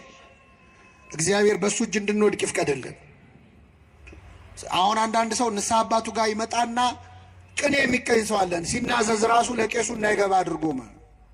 አንዳንዱ ብልጥ ለመሆን ይሞክራል። አባ እኔ በቃ እንደው ባጭሩ ኃጢአት የተባለውን በሙሉ ምን ብያለሁ? ሰርቻለሁ። እንደዚህ ይቻላል? አይቻልም። ሐኪም ቤት ሄደ ዶክተር ባጭሩ በሽታ የተባለውን በሙሉ ታምሜያለሁ ትላል። ይሸቀሽቀኛል፣ ይወጋኛል ነው አይደል? በሽታውን የደበቀ ምን የለውም፣ ኃጢአቱን የደበቀም ስርየት የለውም። እግዚአብሔር ኃጢአታችንን ለመግለጥ ያብቃል። ስንገልጠው ይሸፍነዋል፣ ስንሸፍነው ግን ይገልጠዋል። ይህን ካልን ለመጨረሻ አባቶቻችን ካህናት ፊት ስንናዘዝ፣ ሌላው ካህኑ ኃጢአት ይሰራ የለ ወይ? እንዲያደርጉ የለ ወይ? ካህናት ራሳቸው እንዲየሰሩ አሁን ለአንተ ይቅርታ ያሰጣሉ ወይ ይላል ሰይጣን። አውቆ እኮ ያውቀዋል እኮ። ካህናት የሚሰጡት አገልግሎት ከኃጢአትና ከጽድቃቸው ጋር አይገናኝም። ቅዱስ ባስልዮስ ካህናትን በማህተም ይመስላቸዋል። ማህተም ሁለት ማህተም ቢኖር ይላል፣ አንዱ የብረት አንዱ የወርቅ ቢሆን እላዩ ላይ የንጉሥ መልክ ቢኖረው፣ የንጉሱ መልክ አንድ አይነት ከሆነ ቀለም ነክረ ስትመታው የማህተሙ ስዕል የትኛው የወርቅ የትኛው የብረት እንደሆነ ማወቅ ይቻላል? አይቻልም። በኃጢአተኛ ካህንና በንጹህ ካህን መሃልም ያለው ልዩነት ነው። የወርቅ ማህተም የተባለው የኃጢአተኛ ካህን ነው፣ ንጹህ ካህን ነው። የብረት ማህተም የተባለው ኃጢአት ያለበት ካህን ነው። የሚሰጡት አገልግሎት ግን ስንት ነው? አንድ። ምክንያቱም በካህናት አድሮ የኃጢአት ይቅርታ የሚሰጠው ማን ነው? እግዚአብሔር። እግዚአብሔር ይፍታ ነው ያሉት። እኛኛውም አባት ጋር ብትሄድ የሚፈታህ እግዚአብሔር። ሰይጣን ግን አውቆ ካህኑን እንድትጠራጠር ያደርጋል። የመጨረሻው ዘመን አንዱ ዲያብሎስ የሚሰራው እስከ ቅትለተ ዘካርያስ የካህናት መገደል ድረስ ይደርሳል። ካህን አሁን እንዲጠላ ሰይጣን የማይሰራው ነገር የለም። ከቅዱስ ፓትርያርኩ አንስቶ ካህናትን እንድንጠላ፣ እኔ ቄስ አልወድም የሚሉ ኮስተር ብለው ደስ ብሏቸው የሚሉ ሰዎች ያሉት ሰይጣን ሆን ብሎ የሚሰራው ካህንን ሲያጣላ ንስሐ እንደማትገባ ስለሚያውቅ ብዙ ሰው ንስሐ እንዳይገባ ከካህናት ጋር ከስጋ ወደሙ ከቅዳሴም እንድትርቅ ካህኑን ያጣላል። እረኛውን እመታለሁ በጎቹም ይበተናሉ የሚለውን ለመፈጸም የፈለገ ብንበድል ካህናት ቢበድሉ በእነሱ የኃጢአት ይቅርታ የሚሰጠው ማን ነው? እግዚአብሔር ነው። እንደዚህ አድርጋችሁ አስቡ። እንዲህ ብታስቡ ነው የምትጠቀሙት። እንዲህ ብታስቡ ነው የምትጠቀሙት። በዚህ በቅዱስ ጳውሎስ መልእክት ተርጓሜ ላይ አንድ ጆሮ የሚከብድ ታሪክ ተጽፏል። አንድ ሰውዬ ንስሐ አባት ይዛል እና በጣም ባለጸጋ ሰው ነው። ሀብት ንብረት የሞላ የተረፈው ነው። ከዛ ንስሐ አባት ይዛል። እኛ አባት ደግሞ በጣም የገንዘብ ፍቅር ያላቸው ነበሩ። ካህን ሆኖ ገንዘብ በጣም የሚወድ ሊኖር ይችላል አይችልም? ከመጀመሪያዎቹ 12 ካህናት አንዱ ይሁዳ ጌታውን እስከ መሸጥ የደረሰው በምንድን ነው? በገንዘብ ነው። ሌባ ነበር ይላል ዮሐንስ ወንጌል። ይሁዳ ሌባ ነበር፣ ግን ክርስቶስ ገንዘብ ያዥ አደረገው። እንዴት ነው ሌባ መሆኑን እያወቀ ለምን ገንዘብ ያዥ ያደረገዋል? አሁን እኛ ሌባ መሆኑን የምናውቀውን ሰው ዘበኛ እናደርጋለን? ኧረ እኛ አስተውት፣ ሌቦች ራሳቸው ሌቦች ዘበኛ ሲቀጥሩ የሚቀጥሩት ሌባ ነው ታማኝ ሰው? ታማኝ ሰው ፈልጉልኝ ይላሉ። እነሱ እኮ ሌቦች ናቸው። ለምንድን ነው ክርስቶስ ሌባ መሆኑን እያወቀ ገንዘብ ያዥ ያደረገው? ቤተ ክርስቲያን ሙዳይ ምጽዋቷን በሚዘርፉ ሰዎች እድሜ ልክ እንደምትሰቃይ ለማሳየት ነው። እኔ ያለውም ሌባ ነበረ እንዳትደነግጡ እያለ ነው። ይኖራል ሌባ ለወደፊቱም። ይሁዳ ጌታውን በ30 ብር ሸጠ። በእሱ ቤት ክርስቶስን የሸጠ መስሎታል። በ30 ብር የሸጠው ግን የራሱን ነፍስ ነበረ። የራሱን ነፍስ ነው። ጌታ ምኑ ይሸጣል? የራሱን ነፍስ 30 ብር መዘነላት። ያቺ ሴት 300 ዲናር የሚያወጣ ሽቶ አምጥታ እንደ ተራ ነገር አፈሰሰችው። ያቺን ሴት ይሁዳ ተቃውሟን ነበረ። ለዛች ሴት 300 ዲናር ከጌታ ፊት ተራ ነገር ነው ብላ 300 ዲናሩን ጣለች፣ ጌታ ይበልጣል ብላ። ይሁዳ ደግሞ 30 ብር ይበልጣል ብሎ ጌታውን ጣለ። እና እኚህ ሰውዬ ገንዘብ ይወዱ ነበር። ንስሐ አባት ሁኑኝ ያላቸው ሰውየው ባለጸጋ ነው፣ እሺ ብለው ተቀበሉት። ከዛ ጥቂት እንደቆዩ ሊያማክሩት መጡ። እንደው እባክህ አንድ ችግር ገጠመኝ። ምን ነው አላቸው። የእርሻ መሬት አለኝ፣ ግን ገበሬዎች የሉኝም፣ በደንብ የሚያርሱልኝ የሉኝ እና ከገበሬዎች አንዱን ላክልኝና የኔን መሬት ይረስልኝ አሉት። እሺ ችግር የለም ብሎ ገበሬ ያዘዘላቸው። የንስሐ አባት መሬት ማሳረስ ቀርቶ መጽሐፍ ቅዱስ ላይ ቤት ሰርቶ ይሰጣል። ለንስሐ አባቶቻችን ይህን ተራ ነገር ብናደርግ ለነሱ ከሚሰጡን አንጻር ምንም ነው እና ቤት ገዝቶ ሁሉ ይሰጣል። እና ይህ ሰው ገበሬውን ላከላቸው። ከዛ ሲያርስ ቆየ። ገበሬው እያረሰ ያለ አንድ ነገር አገኘ። የንስሐ አባትየው መሬት ላይ የተቀበረ በድስት የተቀበረ ወርቅ አየ። ቆፍሮ ሲያወጣ ወርቅ ነው። መልሶ ቀበረውና እሳቸው ጋር መጥቶ ማነው ባለጸጋው ጋር መጥቶ ኧረ የንስሐ አባት መሬት ላይ እኮ በጣም ብዙ በኪሎ የሚመዘን ወርቅ አገኘዋል። ሊያየ ሰው አለ? የለም። ለሌላ ሰው ነግራል? አልነገርኩም። በል እንደዛ ከሆነ ወርቁ የተገኘው እሳቸው መሬት ላይ ስለሆነ ወርቁ የሚገባው ለእሳቸው ነው፣ ሄደ ንገራቸዋል። እሺ ብሎ የገበሬ ሄዶ ንስሐ አባትየው ጋር የእርሶ መሬት ላይ ወርቅ አገኘው አላቸው። ገንዘብ ይወዳሉ ብያቸዋለሁ። በጣም ተደሰቱ። የት አረከው አሉት። ቀብሬዋለሁ አሉ። በጣም ጥሩ፣ በቃ ያለበትን ታሳየኛለህ፣ ማታ እንገናኛለን፣ ግማሹን ላንተ አካፍልሃለሁ አሉት። እሺ ተባባሉ፣ ተስማሙ። አሁን እኚህ ሰው ግማሹን አካፍለዋለሁ ካሉ በኋላ ቁጭ ብለው ሲያስቡት እኔ ግን ምን ነክቶኝ ነው ግማሹን አካፍላለሁ ያልኩት? እንደ አፌን ይበላኛል ማለት ጀመሩ። እንደ ሩቡን እንኳ ብለው ምን አለ እስቲ። ሰይጣን ልባቸው ውስጥ ገባ። ሲብከነከኑ አሉ ማታ ላይ ገለዋለሁ ብለው ወሰኑ። ከዛ የተቀበረበትን ቦታ አሳያቸው። እዚህ ነው ብሎ ሲያሳያቸው ግራ ቀኝ አይተው ሰው አለመኖሩን አይተው ይህን ሰው ገደሉት እና ወራጅ ውሃ ውስጥ አሉት። ማንም አልሰማም ብለው ነው። ወርቁ መገኘቱን የሰማ ሰው አለ? የለም። ባለጸጋው ሰው ቢጠብቅ አይመጣም የሰውዬ። ከዛ በኋላ በጠዋት ሄዶ ሲያይ እዛ እርሻ መሬት ላይ ደም አየ። ገባው ነገሩ። በጣም አዘነ። እኚህ ሰው ገለውታል ማለት ነው። እግዚአብሔር ይፍረድባቸው። እኔ ግን ከዛሬ ጀምሮ መስቀልም አልሳለም፣ ቤተ ክርስቲያንም አልሄድ፣ ስጋ ወደሙም አልቀበልም ብሎ ቀረ። እንደዚህ አይነት ንግግር ሰምታችሁ አታውቁ? ብዙ ሰው አለ እኔ ከዛሬ ጀምሮ የአባ ገሌን መስቀል አልሳለምም የሚል። መስቀሉ የማን ነው? እኔ አቡነ ገሌን የአባ ገሌን ቄስ ገሌን እኔ አይጥሙኝም የሚል ሰው አለ። መስቀሉ እኮ የክርስቶስ ነው። የክርስቶስ መስቀል እንኳን ኃጢአተኛ ካህን ቀርቶ ሰይጣን ቢይዘው አይረክስም። ችሎ አይዘውም እንጂ ሰይጣን ቢይዘው አይረክስም። መስቀሉ መስቀል ነው። ስጋው ደግሞ አልቀበልም። እኔ ካህን አልወድም። የሆነ ጊዜ የሆኑ ካህን እንዲህ ሲያደርጉ አይቻለሁ። ከዛ በኋላ ከቤተ ክርስቲያን ቀረው ብለው ደስ ብሏቸው የሚያወሩ ሰዎች አሉ። እግዚአብሔር የሚሰማህ መስሎሃል? እሳቸውን ለሰሩት ይቀጣቸዋል። አንተ ደግሞ ለቀረህበት ትቀጣለህ። ሁለተኛ ካህን ላማህበትም ትቀጣለህ። እግዚአብሔር የፍትህ አምላክ ነው። ኃጢአት በኃጢአት አያጣፋም። የሆኑ አባት እንዲያረጉ ብለህ የምትድን መስሎሃል? እሳቸውን ስላረጉበት ይቀጣቸዋል። አንተን ስላማህበትና ስለቀረህበት ይቀጣል። በተለያየ ፋይል ነው የሚያየው። ያንተ ሌላ የእሳቸው ሌላ። የእሳቸው እንዲህ ስላረጉ ምን ያርግ እሱ ወዶ እኮ አይደለም ብሎ አያጣፋልም። እና የሰው ከቤተ ክርስቲያን ቀርቶ ስጋው ደግሞ መቀበል ትቶ ሌሊት በህልሙ አንድ ነገር አየ። እልም ባለ በረሃ ላይ ውሃ ጥም ጉሮሮን እያደረቀው በአሸዋ እና ከላይ ፀሐይ ላይ እየሄደ ያያል ብቻው። ከዛ ሲሄድ ውሃ ጥም በጣም አስቸግሮት ኮለል ብሎ የሚፈስ የውሃ ድምፅ ፏፏቴ ይሰማል። ከዛ ድምፁን ተከትሎ ሲሄድ እውነትም ንጹህ ውሃ ኮለል ብሎ ይፈሳል። ተጠምቶ ስለነበር እጁን ዘረጋ ውሃውን ሊጠጣ፣ ግን አልደረሰበትም። ፏፏቴው ላይ ተሳበ፣ አልደረሰበትም። ከዛ አንድ ሰው እየመጣና በንጹህ የወርቅ ዋንጫ ጽዋ፣ ንጹህ የወርቅ ጽዋ ቀዳና ውሃውን እንካጠጣ አለው። ጽዋው ንጹህ ነው፣ ውሃው ንጹህ ነው። ግን እንካጠጣ ያለው ሰውዬ በጣም በሚዘገንን መንገድ ቁስል በቁስል ነው፣ ቆስሏል ሰውዬው። ውሃው ግን ንጹህ ነው፣ ሰውየው ግን ቁስለኛ ነው። አይ ሰውየው አልነካውም፣ ውሃው ንጹህ ነው፣ እሱ ቢቆስል ምን ችግር አለው፣ በቃ ልጠጣ ብሎ አፉን ሲከፍት ከእንቅልፉ ነቅ።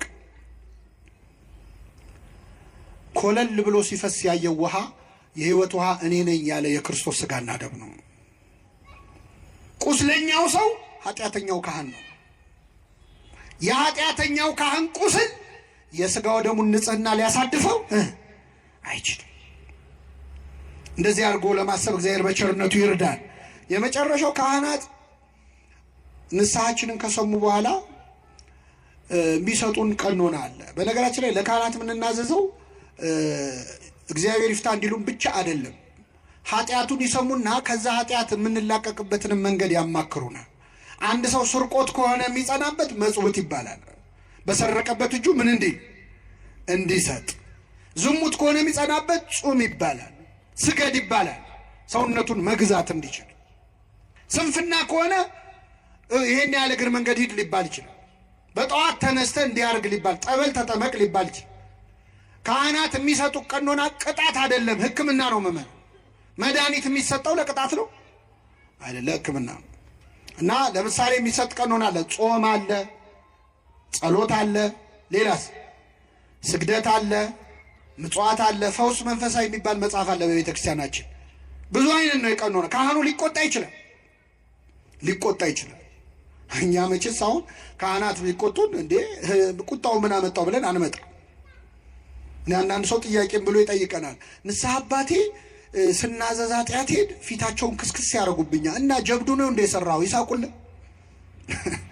ኃጢአት እኮ ነው የምትነግራቸው፣ መገሰጽ አለባቸው። ይቆጣሉ፣ ተቆጡ፣ ኃጢአትን አታድርጉ ብሏል። ስለዚህ ይቆጣሉ፣ ግን ይራራሉ። ካህኑ የሚገስጹ ከኃጢአት እንድትላቀቅ ነው፣ ጠልተው አይደለም። መድኃኒት እያቃጠል አይደል የምትቀባው፣ ቁስልህን እንዲፈውስ ነው። ስለዚህ ተቆጥቶ በጣም ያስጨንቁ ማለት አይደለም። ግን ካህናት ሊገስጹን ይችላል፣ ሊቆጡን ይችላል፣ ና ሊሉ ይችላሉ፣ ሂድ ሊሉ ይችላሉ። በዛ በእርምጃ ውስጥ ከእግዚአብሔር እንድትቀርብ ነው፣ ስንፍና እንዲለቅ ነው። ጠበል ተጠመቅ ሊሉ ይችላሉ፣ እስከዚህ ሰዓት ጹም ሊሉ ይችላሉ። ዓላማው ግን እኛን ከኃጢአት ማላቀቅ ነው። በኋላ ሄደ ቴራፒስት ጋር ሳይኮሎጂስት ጋር መከራን ከምታይ ካህኑን ሰምተ ያሉን ብታደርግ እግዚአብሔር የበለጠ ረድኤት ይሰጣል። ዓላማው ሰውየውን መፈወስ ነው።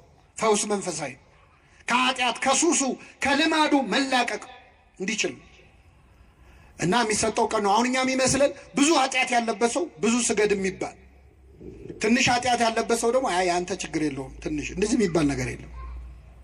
ካህናቱ አይተው ተመሳሳይ ኃጢአት ሰርተን የተለያየ ቀኖና ሊሰጡን ይችላሉ፣ የሰውየውን ታሪኩን ስለሚያውቁት። ለምሳሌ በጣም ብዙ ኃጢአት ላለበት ሰው ትንሽ ስገድ ሊሉት ይችላሉ። ለምን? ብዙ ስገድ ካሉ ደንግጦ እንዳይጠፋ። ሁለተኛ ችሎ ከሰገደ ደግሞ እግዚአብሔር ይቅር ያለኝ በስግደቴ ነው እንዳይል።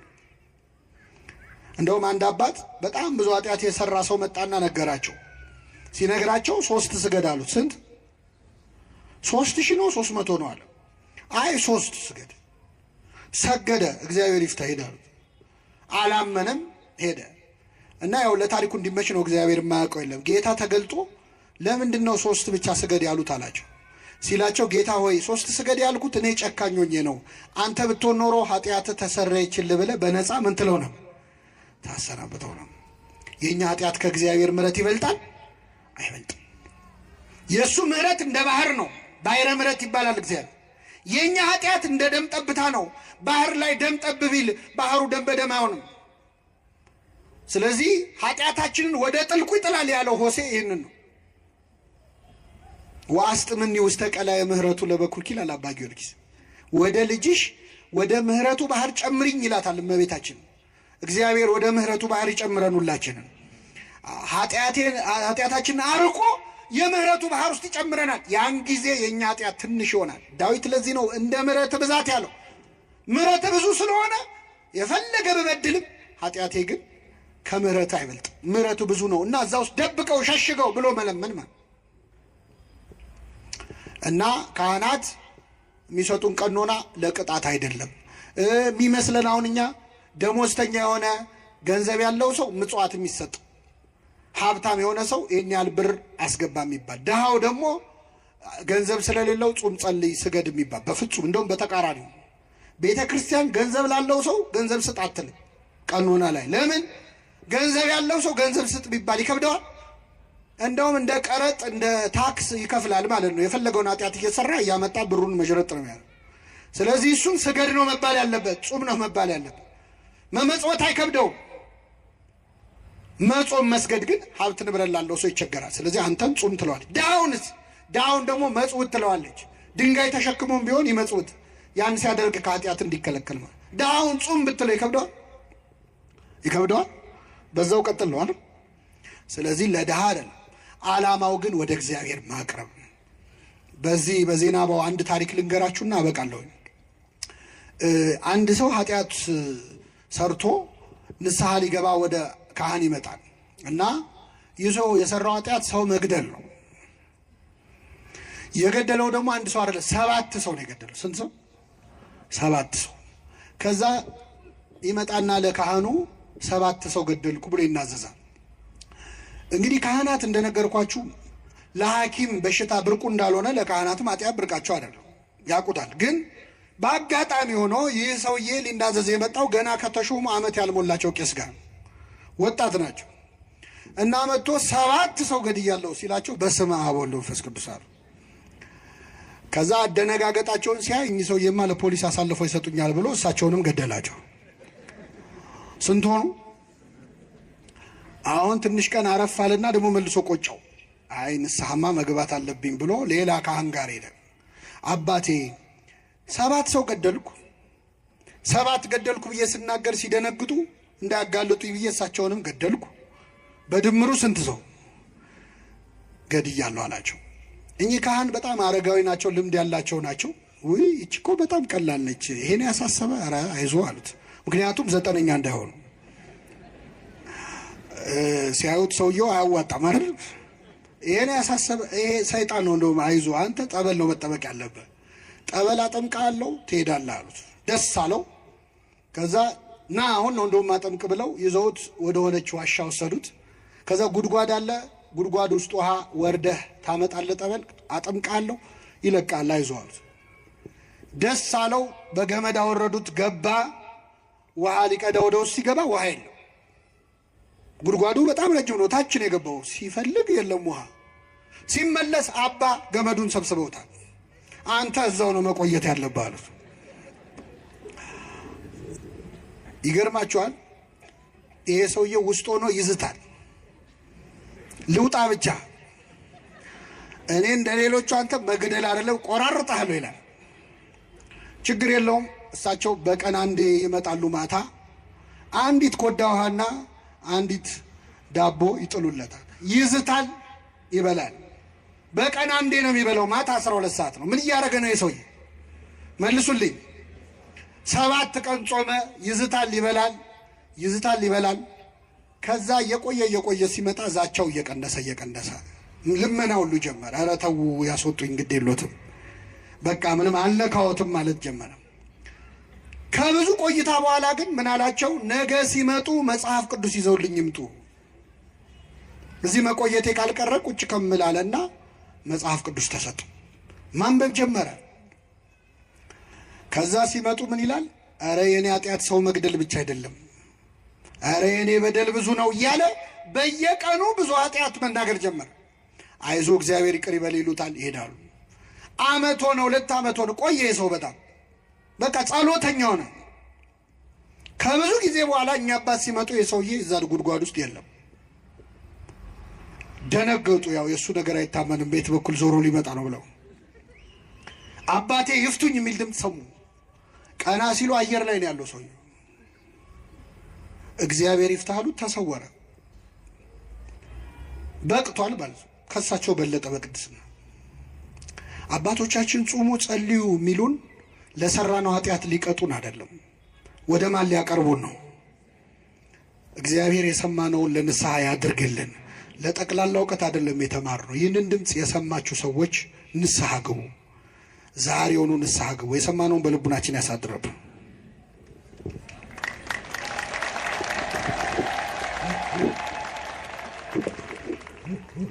ላስተማረን፣ ለመከረን፣ ለገሰጸን፣ የቃሉን ደጅ ለከፈተልን፣ የንስሐን ምስጢር ለሁላችን ለገለጠልን ለአባታችን ለአምላካችን ለልዑል እግዚአብሔር ክብርና ምስጋና ይድረሰው። ላስተማሩን፣ ለመከሩን ለመምህራችን ዲያቆን ሄኖክ ኃይሌ እግዚአብሔር አምላካችን ቃለ ሕይወት ያሰማልን። መርቁ። ቃለ ሕይወት ያሰማልን።